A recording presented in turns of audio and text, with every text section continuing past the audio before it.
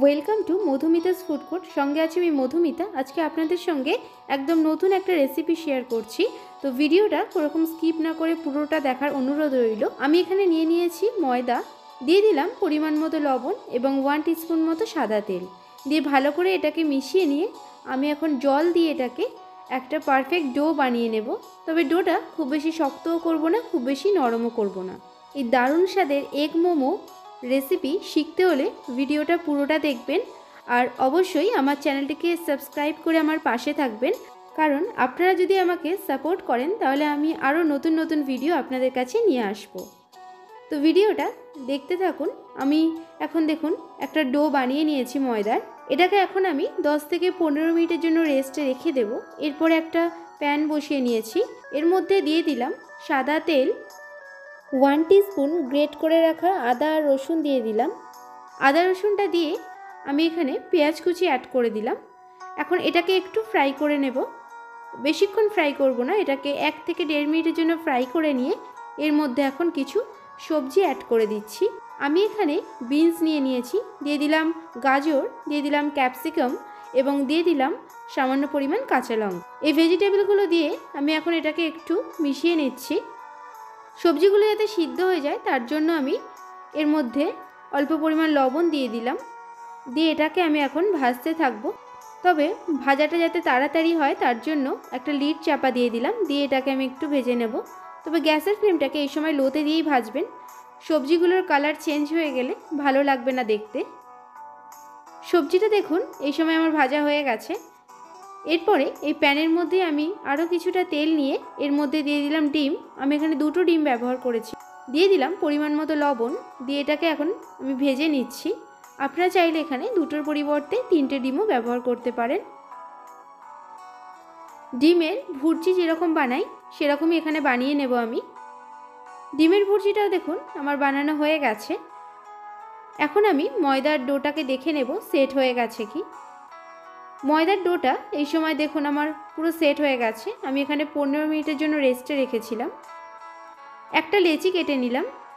এখন আমি এটা ময়দা দিয়ে বেলে নেব, তবে একটু বড় করেই বেলবেন, যেন একদম পাতলা হয় সেই রকমভাবেই বেলতে হবে। দেখুন আমি বেলে নিয়েছি। এবারে এটাকে একটু বেলনির সাহায্যে চারিদিকটা একটু পাতলা করে নিচ্ছে সাইডগুলো। তবে কোনো দিকটা যেন মোটা বা কোনো দিকটা পাতলা না হয়, পুরো দিকটা যাতে সমান হয় সেরকমভাবেই বেলবেন, কারণ মোমোর স্টাফিং যেটাতে আমরা ভরি সেটা খুবই পাতলা হয়। রুটিটা আমি এখন পুরো বেলে নিয়েছি। এরপরে ছুরির সাহায্যে এটাকে আমি কেটে নেব। ছুরি দিয়ে যখন কাটছিলাম তো এই ভিডিওটা আমার স্কিপ হয়ে গেছে, তো এর জন্য আমি খুবই দুঃখিত।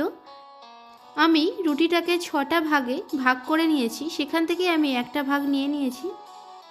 এবারে ভেজে রাখা ডিমের ভুর্জি এবং ভেজে রাখা সবজিটাকে আমি মিশিয়ে নিয়ে এর মধ্যে এখন আমি স্টাফিংটা দেব। ডিম এবং সবজি যে স্টাফিংটা আমি রেডি করেছিলাম সেটা এখন দিয়ে দিচ্ছি। খুব বেশি দেওয়ার প্রয়োজন নেই, খুব বেশি দিলে আমাদের এটা মুড়তে অসুবিধা হতে পারে। আমি এরকম স্টাফিং দিয়ে এরপরে দেখুন জল দিয়ে দিচ্ছি। আমি একটা আঙুলের সাহায্যে অল্প অল্প করে জল নিয়ে এর চারিদিকটা আমি দিয়ে দিলাম। সামান্য জল লাগিয়ে দিয়ে মুড়লে স্টাফিংটার বের হয়ে যাওয়ার কোনো সম্ভাবনা থাকে না। এরপরে দেখুন এটা মুড়ে নিচ্ছি।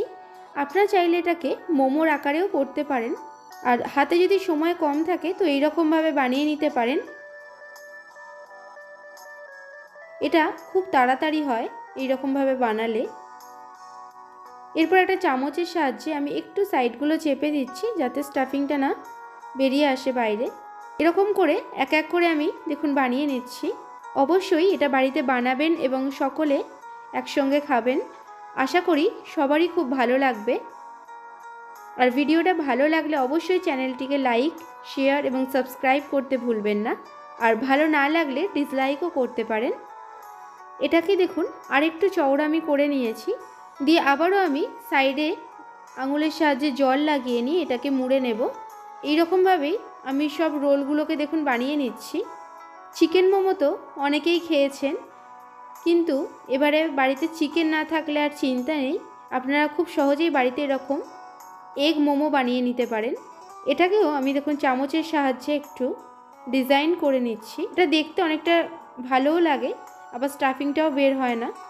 তো এই রোলগুলো এখন আমার কমপ্লিট, প্লেটের মধ্যে সাজিয়ে নিয়েছি দেখুন। এখন এবারে এটাকে আমি স্টিমে বসাবো। তার জন্য আগে থেকে আমি একটা কড়াইতে জল দিয়ে একটা উপরে দেখুন ছিদ্রযুক্ত থালা বসিয়ে নিয়েছি। থালার গায়ে আমি আগে থেকে তেল মাখিয়ে রেখেছিলাম। থালার গায়ে তেল মাখালে মোমোগুলো আর থালাতে আটকে যাবে না। আর এটা আমি 10 মিনিটের জন্য স্টিম করে নিয়েছি। এটা খুব কম সময়ে ঝটপট হয়ে যায়, চিকেন মোমোর থেকে সময়ের খুবই কম লাগে।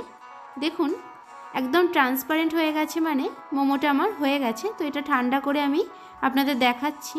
এটা দেখতে যেমন সুন্দর, খেতেও দুর্দান্ত হয়েছে। অবশ্যই এটা বাড়িতে বানান, তবেই বুঝতে পারবেন কেমন খেতে।